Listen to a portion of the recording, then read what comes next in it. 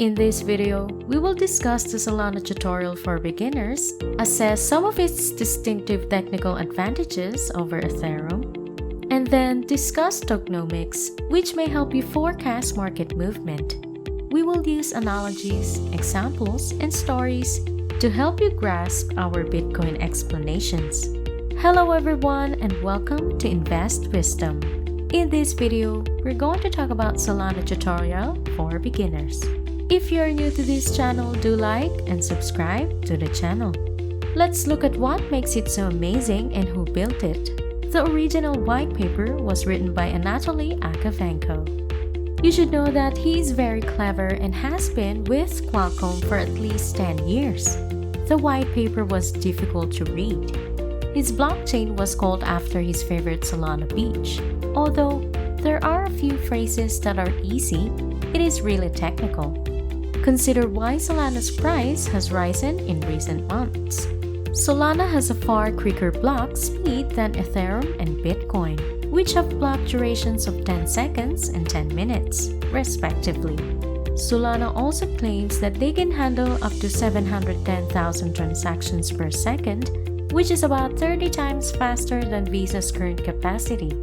Even if they have never surpassed 50,000, they are not ruled out of reaching 710,000. It just means they haven't tried. As a result, Solana's network is low cost, extensive, and speedy.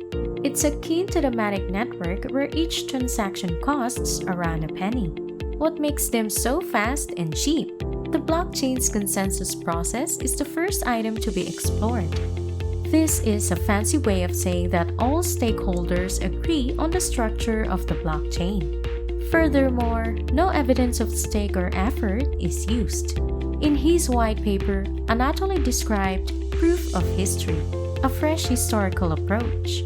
You should be aware that it is effectively proof of stake plus time. Proof of history is a way of adding time to blockchain data rather than a consensus process. We provide specific dates and times on the block so that validators may decide which blocks to send in what sequence without exchanging messages. This increases their output. The need for other blockchains to agree on a deadline is a substantial impediment. Other blockchains do not allow computers to check their cell phones or the sun to ascertain the current time. Instead, they must keep looking. Individual computers that comprise a network are known as nodes, and they must be able to interact with one another. Before submitting a block, they must agree on a time, which might take a long time in the computer world.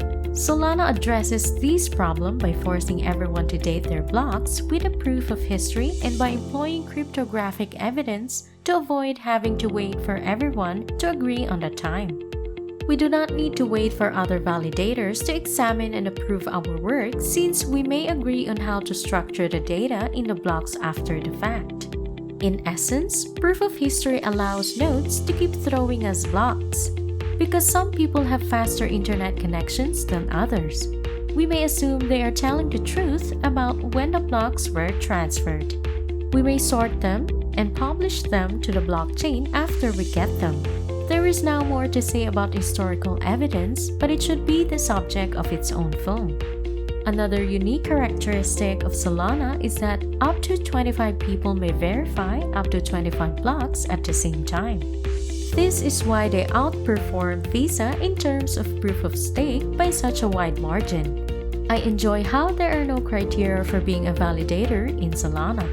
If you like this video, please like it and subscribe to the channel. What is the proof of stake? To compare with Ethereum 2.0, about 32 Ethereum or 100,000 Solana are required. To vote every day, you just need a small amount of money and a small cost. There is, however, a catch. My main complaint right now is that voting is expensive.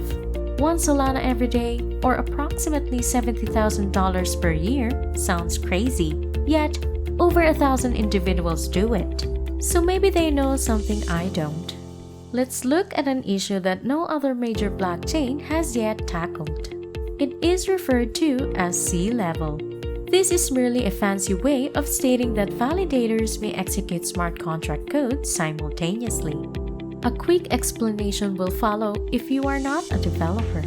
Consider having to cook dinner, do the dishes, and then wash the car. Because there is only one person, these chores must be completed in the sequence listed. We refer to Solana's situation as a serial task. Parallel means that you may do many things at the same time. If you could duplicate yourself, you could cook, do the dishes, and wash the car all at the same time. Solana may basically do so while processing their smart contracts. This sentence was also seen on their website. It claims that hardware, rather than software or ideas, is the limiting element. Every time NVIDIA adds a new SIMD lane, our network's processing capability increases by a factor of 2. I'm curious how Bitcoin and Ethereum will run on supercomputers 10 to 15 years from now. Before we go into SOL's token economy, there's one other thing you should know. Solana's smart contracts are fundamentally different from Ethereum's. Solana uses the programming language Rust, while Ethereum's Solidity code operates on a virtual machine-like architecture. Rust is a very low-level programming language which gives it a lot more power but also makes it harder to use. Unlike many other blockchains, the Ethereum network does not allow developers to simply copy and paste their ideas and apps. Everything must be recreated from scratch. They will, however, be more powerful than Ethereum smart contracts. Let's now discuss tokenomics. I think the Solana network's currency is the SOL coin, which is used for transaction fees throughout the blockchain ecosystem. Solana, I think, has both price-raising and price-lowering effects. It is inflationary because they have just recently established a plan to lower stake distributions by a little percentage every few days until they reach 1.5% in 10 years. It is deflationary because for a long time, all transaction fees were burned, but now just around half of them are. They started with about 500 million tokens, and this number will continue to grow as a result of proof or stake incentives. They accomplished 4 private investment rounds before their inaugural ICO, which is critical for early distribution. Approximately 36% of their supply was sold at a fair price throughout these 4 fundraising rounds and the initial coin offering. These goods, which were formerly offered for roughly 25 cents each, now cost 200 cents each. Individuals that started the effort earned an extra 30% of the tokens. The Solana Foundation received a 10% rise. The remaining 39% was used to finance community programs now maintained by the foundation. I discovered something unexpected, a Solana wallet with around 30 million tokens for which no one understood the reason, so they just burned a couple of them. Furthermore, it is important to remember that Solana really left for around 6 hours in December 2020. Untrustworthy decentralized protocols should never arise, so this is rather concerning. It means that the problem affected all users who were connected to the network, even if it seems that no one was concerned when they heard the news. The effect on the price was negligible. If you are an investor or want to build a DAP for Solana, you should be aware that the company is still in beta. We've finished another video and thank you for watching. I hope you have learned something from this video. If you like this video, do give us a like, subscribe to the channel, and comment down below. Thank you and goodbye.